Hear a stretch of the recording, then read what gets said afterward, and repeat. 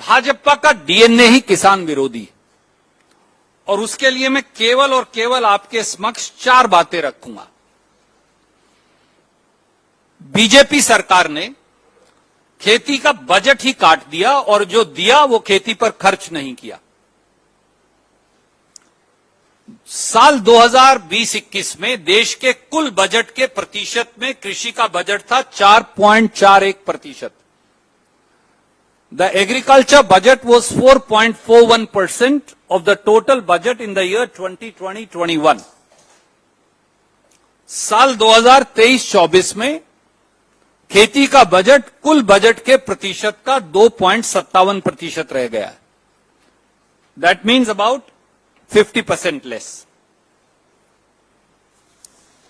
पिछले 4 साल में मोदी सरकार ने कृषि विभाग के बजट का 80,000 करोड़ खर्च ही नहीं किया, भूल गए और फिर सरेंडर कर दिया।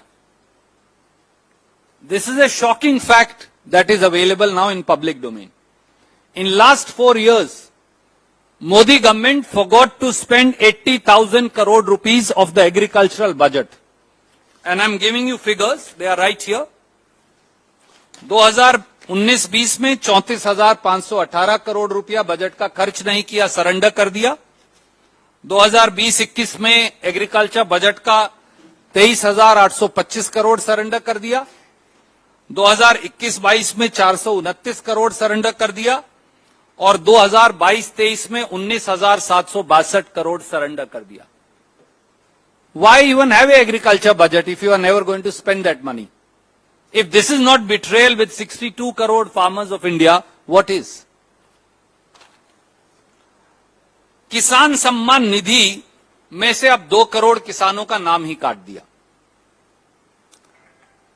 पिछले 9 सालों में 25,000 रुपया प्रति हेक्टेयर, हमने बार बार वो आपको डेटा दिया है, 25,000 रुपया प्रति हेक्टेयर किसान की फसल की कीमत, उत्पाद की लागत बढ़ा दी।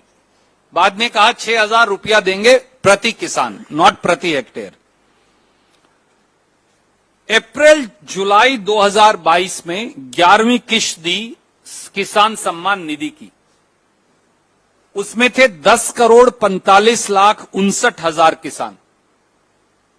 12वीं किश्त दी अगस्त नवंबर 2022 में, उसमें किसानों की संख्या कम होकर हो गई 8,42,14,000। यानी 11वीं और 12वीं किश्त के बीच में 2,03,45,000 किसान ही खत्म हो गए।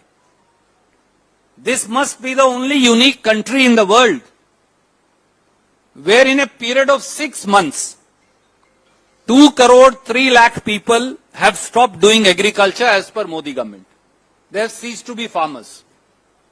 This must be one of the most unique examples.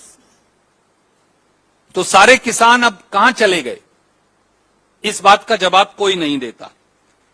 Third, 3 साल पहले बहुत जोर शोर से 1 लाख करोड़ का एग्रीकल्चर इंफ्रास्ट्रक्चर फंड बनाया गया। बोला इससे पूरे हिंदुस्तान के किसान की जिंदगी बदल जाएगी। 3 साल के बाद अब डेटा उपलब्ध है। 3 साल में उस एग्रीकल्चर इंफ्रास्ट्रक्चर फंड में केवल 12,000 करोड़ रुपया दिया गया 1 लाख करोड़ में से। That means instead of giving may be 3 lakh crore, 1 lakh crore per year और total of 1 lakh crore in 3 years, they are only giving 4,000 crore rupees of loan out of agriculture infrastructure fund. 4,000 crore सालाना में 62 करोड़ किसानों की जिंदगी कैसे सुधर सकती है, क्या कोई बता सकता है? And the fourth aspect, PM Aasha Yojana किसान निराशा योजना बन गई। बहुत जोर शोर से प्रधानमंत्री जी ने डींगे हाँकते हुए ये कहा कि दलहन की फसलें, तिलहन की फसलें, खोपरा की फसलें, इन सब पर हम भावांतर योजना चलाएंगे, यानी भाव में अगर अंतर होगा तो क्षतिपूर्ति किसान की किया करेंगे। और उसका बड़ा खूबसूरत नाम दिया, ब्रांडिंग के लिए तो वो मशहूर हैं, पीएम आशा योजना। उस पीएम आशा योजना की बहुत पब्लिसिटी हुई, वाहवाही लूटी गई, टेलीविजन पर अखबार में इश्तहार चले। अब 3 साल बाद उसकी सच्चाई क्या है, 4 साल बाद 2021-22 में केवल 500 करोड़ दिए, 500 करोड़ से 400 करोड़ कर दिए, फाइनली 1 करोड़ दिया और वो 1 करोड़ भी खर्च नहीं किया। और साल 2023-24 में करोड़ के लिए पीएम आशा योजना में 1 लाख रुपए का बजट है। 62 करोड़ को मैं 1 लाख से विभाजन करूं तो अब 1 पैसे का वो कितना फ्रैक्शन आएगा वो मुझे कैलकुलेट करना नहीं आता। तो 62 करोड़ किसानों को 1 लाख रुपए का बजट है पीएम आशा योजना का। शायद इसी वजह से एनएसएसओ की रिपोर्ट जो भारत सरकार ने दी वो एक औसत प्रतिदिन आय 27 रुपया प्रतिदिन है और उस पर 74,000 रुपए का कर्ज है। देश के समय आ गया है कि देश के प्रधानमंत्री 62 करोड़ अन्नदाताओं को सामने आकर जवाब दें।